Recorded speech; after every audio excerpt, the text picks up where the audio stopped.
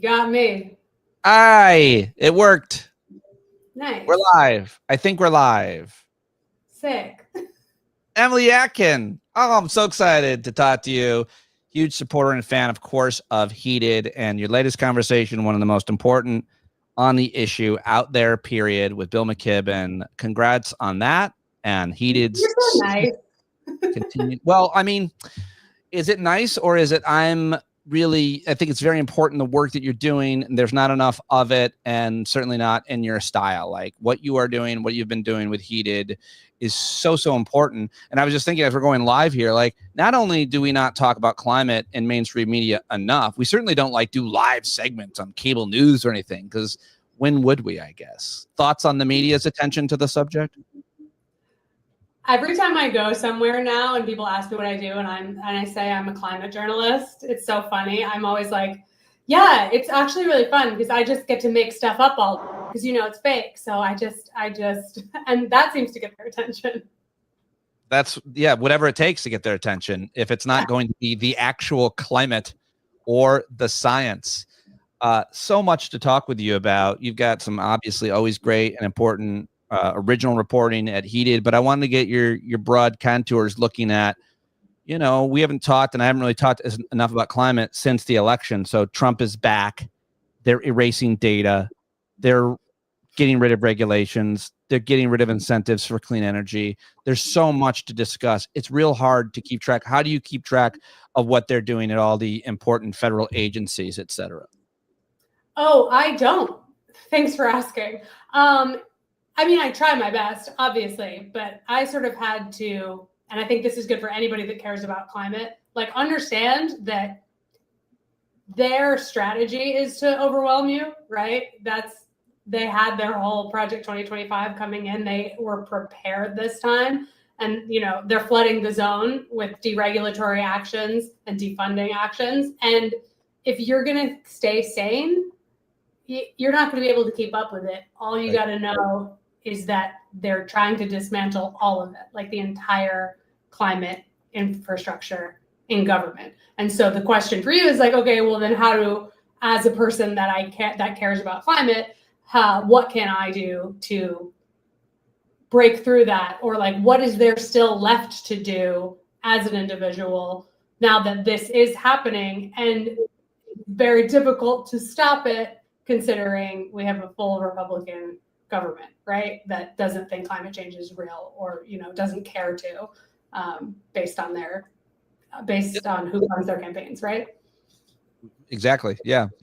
One thing that gives me hope, and hearing your interview with Bill McKibben helped, is that the market is really caught up in a lot of ways because of incentives for clean energy and in research and so on. But solar is so much cheaper. The battery technology is crazy good and efficient. And we can talk about other renewables. And so it's able to compete without a lot of the incentives to a certain extent. We still need them. It's crazy that they're taken away. But it feels like at this point, if you do not care about climate and you can afford, an electric car, like it might be the best thing to do just for yourself, your own budget, to get solar panels, to put them on your balcony as they are around the world. You guys talked about that, to get an EV. The big things seem to be pretty popular, or am I getting that wrong? Well, I think that like the market wants to catch up is really what I took from that interview with Bill about, where he sees us going from here and like what's the next steps for the climate movement and climate concerned people. It's like the market wants to catch up and for clean energy and solar energy in particular, wants to catch up, but there are obstacles in the way. And fortunately, in this administration that we're in, there are obstacles that it's possible for us to overcome through advocacy and through organizing, right? There's so much like advocacy and organizing seems fruitless, I feel like, when it comes to the Trump administration, particularly like climate advocacy, because you're like, what are you going to do? Not get the EPA to be dismantled? Like they're doing that. Your protests probably aren't going to help. But so many of the things that are holding back solar development, in particular in the United States, are state and local permitting policies, are like they're sort of like the reason you can't plug in a rooftop solar panel and just like plug it into your house is because there's no safe electricity standard for that. That's like an industry thing, right? So there's state government regulations, local government regulations, and private industry things that climate concerned people can hone in their focus on and actually have like a much better chance at pushing the market forward where it really wants to be. What else did you learn in your conversation with Bill? I'm sure you'd prepped and you talked to him a bit, or were ready to talk to him. I learned so much in that interview, specifically about solar around the world, and he's talking about how long it takes to ship a vehicle over here and how much fossil fuel that takes and so on. Did you learn anything else? Were you surprised by anything in your conversation with him?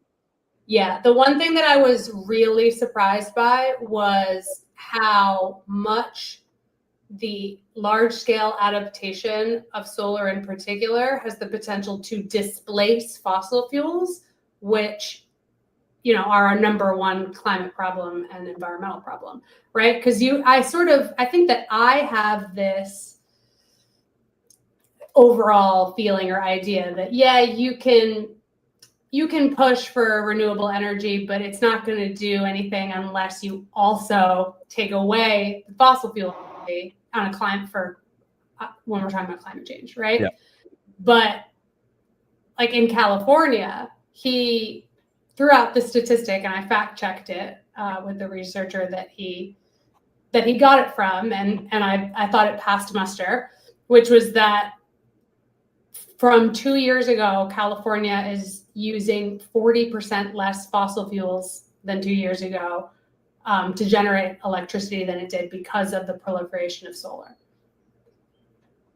It's crazy. So 40% less, I should say, natural gas. So, and California is a fracking state. It's a gas state, right? And that's why the fossil fuel industry is really freaking out about all these incentives for solar and wind, because they see that it has the potential to displace them. That if people can use solar because it's the cheapest energy source on Earth, or it should be, then they won't use fossil fuels, which are very expensive. Yeah, and filthy and dirty, of course. I was really surprised to learn about how many people across the world are just hanging solar panels on their balcony. Yeah, isn't that crazy? People living, below the, or in and around poverty or lower income, they live in an apartment. Your electric bill is a much bigger issue if you don't have as much money. And so they're able to either get rid of or reduce it. Like, I thought that was pretty cool. Yeah, when he said, and I fact checked this too. I fact checked everything in the interview before I published it. Yeah. But that 1.5 million people across Germany have gone to their local Home Depot equivalent, bought a solar panel and plugged it into their house outlet and just put it on their balcony. And it's not connected to the grid at all. It just helps them generate power in their house. And it's not even, because solar here, I feel like rooftop solar, we think of it as something that is for the rich, right? It's only for the rich. It's only for the homeowners. It's only for people that are lucky enough to have locked in a low mortgage rate. It's not for me, right? I'm a renter. I've always been a renter. But in Germany, that's not the case. Renters, 1.5 million renters are just plugging solar into their apartments. And we can't do that for a number of reasons. One is the electricity standard I stated earlier. You need, the way that hair dryers have to meet a certain standard so that if you drop them into the bath or something, they won't kill you. Or heard about it. It's not an issue I think much about. I'm not drying a lot of hair, but yeah, there's a safety standard on those that gets tagged to them. Right. So we need to develop those, right? That's something that we can do, right? That's something that the Trump administration doesn't have complete control over, right? So let's develop that. The state of Utah, literally 3 months ago, just passed a bill that allows people, and Utah's a red state, right? It allows people to install balcony solar. So the like state regulation part of that is completely done. The only thing that needs to be done in order for people in Utah to plug in a solar panel to their balcony is to like have this electricity standard. So that's something to do. In any other state, if Utah can pass a law saying that it's legal for people to plug in a solar panel and not connect it to the grid, because that is the statute that like exists in every state right now, is that you can't have a solar panel unless you have an agreement with your local utility to connect that solar panel to the grid, right? Libertarians hate that. People who are like red-blooded, coal-loving Americans hate that. So it's something that you can, like, even in red states, you can easily push your legislature to do. Case in point, it already just happened. If it happened in Utah, the argument would go that, you know, it could happen in a lot of other red states. I mean, people realize this. One of the things I thought of when I was listening to the interview, one of the things I've been trying to say as a result of it is we have these opinions about technology that are formed for right or wrong reasons. But in case, you know, you ever thought about solar and you did not go, it's like the ads that they force on you on YouTube. It's like, it's time to rethink solar. It really does seem to be, especially if the states are changing their regulations. But just in terms of the technology, and he also said, I think in your interview, there's still time to get those incentives, and I forget what the deadline was. But if, you know, time to rethink solar is kind of one of the main messages I took away from your conversation with Bill McKibben. If you'd had an opinion, throw it out, because the technology has rapidly changed. Yeah, he said, I loved this quote from him. As a journalist, I'm like, the good quotes just live in my mind, right? He said, we have this idea that it's the Whole Foods of energy, you know, but expensive. It's the Costco of energy. It's cheap, it's on the shelf, it's in bulk, and it's ready to go. And that's really, I think, exemplified by just how amazing battery technology has gotten, even in the last like 5 years.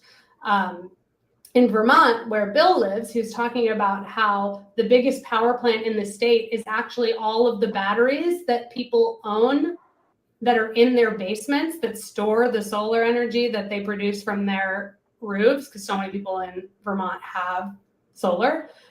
And all of those batteries are connected to each other through like a series of wires and connected to the grid. They produce power to the grid like whenever there's a lull. They essentially act as a peaker power plant. And so like Vermont's grid is being powered like in large part by the batteries, the huge batteries in people's homes that are storing energy that comes from the sun. It's amazing. And it should be really, really cheap. Like we talk about this in the interview as well, about how in Germany, in Australia, and in many other countries, solar is massively cheap to produce. And the reason that it costs double in the United States, in some cases even triple in the United States, is specifically because of state and local regulations that impose soft costs. You know, employment, you need like 5,000 inspectors. Like the process just takes so long that it winds up costing you so much money, but it's all artificial. It's like you need, how many inspections do you need to prevent like a solar flare fire on your roof that has literally never even happened before, right? It's like these Fox News fantasies of like the danger of solar panels, like they'll explode, name one time, you know, like. I mean that, and I also want to point out how much more often natural gas explosions occur. Like if that's what you're worried about, hey, if we're worried about, you know, bad things happening, for sure, let's talk about where the most bad things happen. I always want, when we talk about energy, to talk about, you know, we can't let the perfect be the enemy of the good, as Bill said, and as you've said and documented so many times. There is no perfectly clean, renewable energy that doesn't have byproducts that are bad, including, as you guys mentioned, the lithium batteries. What about those batteries, whether it be for solar or for cars? I also feel like the technology, he mentioned the like sodium batteries are they're using in certain places, sodium being like the 5th most popular element in the world. It seems like that there's been huge advances in the technology in terms of the batteries, the ability to store, the ability to charge faster, and just be more efficient. Is that right? Fair to say? Bill was saying that the solar panel that he bought and put on his roof in Vermont like 20 years ago now contains as much, it's like huge, right? It now contains as much lithium where when he was ready to retire it will be able to make 3 solar panels, right? Because as the technology has advanced, the less and less lithium is required. And I think that was also the point that he was really trying to make to me, which I totally accepted, was that, look, mining and energy in general is dirty work. The question, and it's, any concerns about lithium mining, like, and the ethicalness of it and trying to make it as environmentally as possible, which is like a laughable statement for lithium. But like those are legit. But the question is, how long is energy dirty work, right? How long is lithium dirty work? So for coal, when you're done mining coal, you have to go back and you have to go get coal. When you're done burning oil and gas, you have to go get more oil and gas.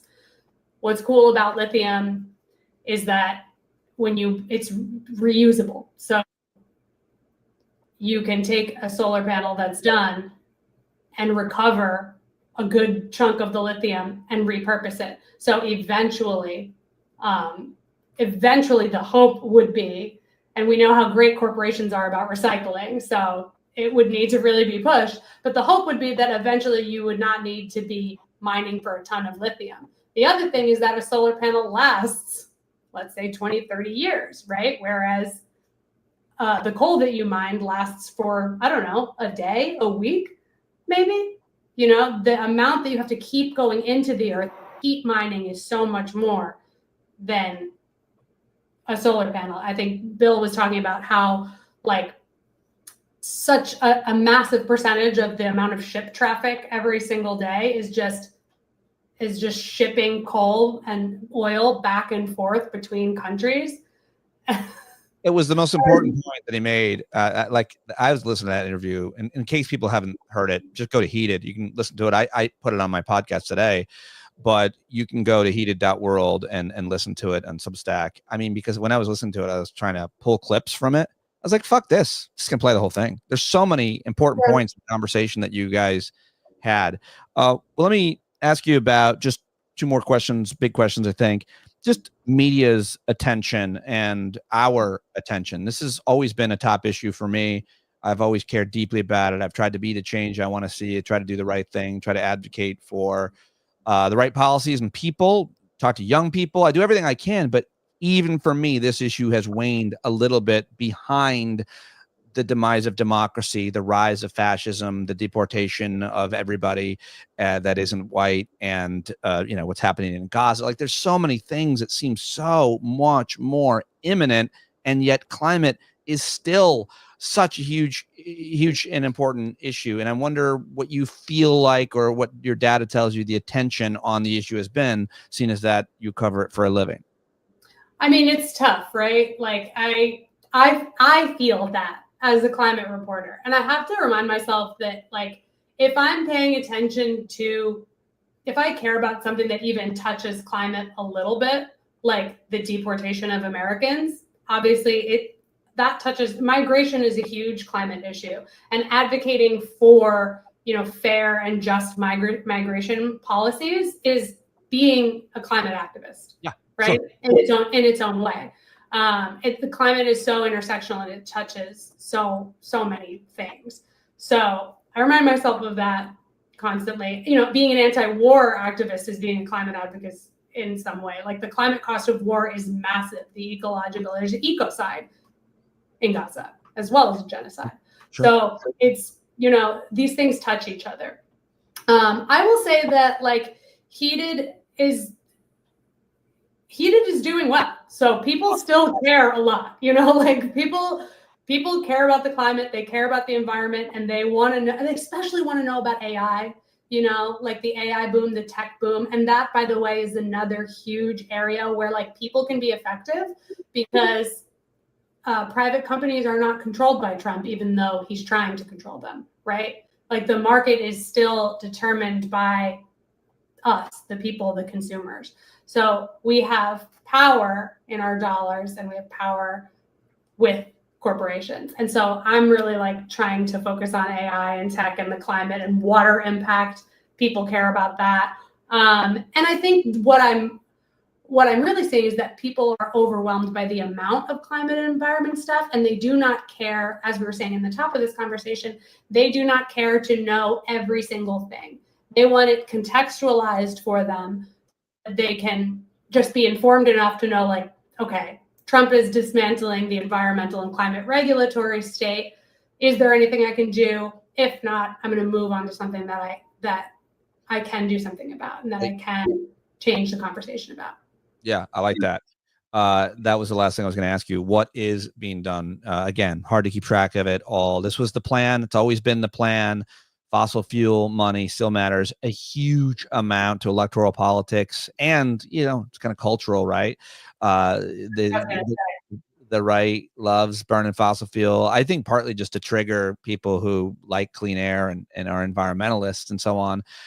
So that's still a thing, even though like it's so funny to watch those videos where like an EV beats a Ferrari in a race. You just want to be like, to the core of your masculinity, like one of the core masculine things is fast car. And it's like, oh, well, guess what car's faster? No, I really feel like when you say that, I feel like so much of the big fight that's happening right now, particularly in a year when like the one party that kind of accepts climate change has no power. It's like so much of the fight that regular people can engage in right now is cultural. It's making caring about the planet that you live on cool, right? It's making like not wanting to engage in climate destruction really cool. It's making solar cool, which is, I think Bill did a really good job of making solar cool to me in that interview. And I think that what the fossil fuel bros do really well is that they're such hype people for their shitty technology, right? Like they're such hype people for their like gross exhaust that like that gives you asthma, right? Like they love a gas stove. And like, yeah, like the gas stove might be like cooler to sear a steak, but like you are breathing in stuff that gives you fully brain damage, right? So it's like, I have a gas stove in my apartment, right? Because I rent, because I'm not rich. So, but I have like an electric grill, I have an induction burner, and like when my friends come over, I'm using those things, right? Because I'm like, yeah, well, we're all hanging out here and I don't want you to like start having an asthma attack, or I don't want your kid who's visiting to like breathe in these things. And I always make sure to say things like that. I think carnivore diets have gotten huge, which is like the craziest thing from an environmental perspective. There's so much misinformation out there now about like how actually cows are good for the planet. I just saw some story. There's a research paper about how much bullshit research is being published to cloud, people's ideas to obfuscate from the truth. And you mentioned that there's just so much nonsense out there, from vaccines to climate science. People can cite a paper that'll tell them whatever they want, and then ride off into the sunset with their new stupid opinion. Well, you know what? Also, it's like, I think this era that we're in right now is horrible, right? And so much of the area where it's horrible is like online, on the internet, existing on the internet, existing with like buying a lot of things, hyper consumerism, and none of it is making us happier. And so for me, like the place where environmentalism and climate activism can be really effective is getting people into nature. At this point, connecting people with nature, making people like connected to sustainability in their own lives. And, it's not like the individual choices you make will change, they'll have like a huge effect on like big beef, but they will eventually make you happier because you'll feel more connected to where you live and the nature around you. I love that you're saying I love that you're saying that's a really good thing to do. I mean, I've been a proselytizer of that idea, and specifically of certain writers like Richard Louv for years, a good friend of mine. So I think that's awesome. That if that's a helpful thing to do for people, then great. Just know that if you go to a national park, the trash is going to be overflowing. You might not get in, but there's a lot of other places to go. All right, I have a million more questions for you. I'm really happy that you have a lot of friends that come over. I think that's cool. A lot of people are lonely. Emily, Yeah.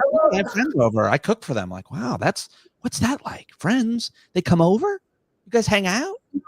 Well, and that's like we were talking before the recording started, before the live started, like, how are you doing? And I was like, I'm actually mentally doing much better. And a lot of it is because I just started taking some of my own advice that I just said right here, is that, like, if I'm going to be an environmental reporter covering climate, like, I need to be outside more. I need to be, as the kids say, touching grass more, connecting with my community more, and just like actively caring about the thing that I care about individually. And it's not to save the planet. It's to help me feel better doing the work that I do every day. Like, it's so I can come to my computer and write about climate change, write about systemic issues, and like feel okay.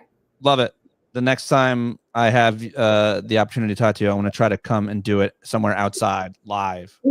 We'll do it live outside, and we'll talk about the things that we love most about outside. What are you scared of? What are you most scared of nature-wise? That the groundhog in my backyard is going to eat every single thing in my garden. Oh, he's going to. I gave up on gardening as a result of him and his family. I mean, that's like that, on an individual basis, that's what's scaring me the most. Could you ever bring yourselves to either terminating his life or transporting him in one of those safe have a heart cages? It's so funny, like the joke that I keep making, because everyone's like, you should get a fence, and I'm like, I should get a gun. But like the actual that's the joke, because deep down inside I'm sort of like, well, I'm feeding this groundhog, and so like I don't really need it. Like, I guess I'm glad the groundhog's happy. No, I'm not. I'm gonna let the groundhog eat my stuff. And I love it.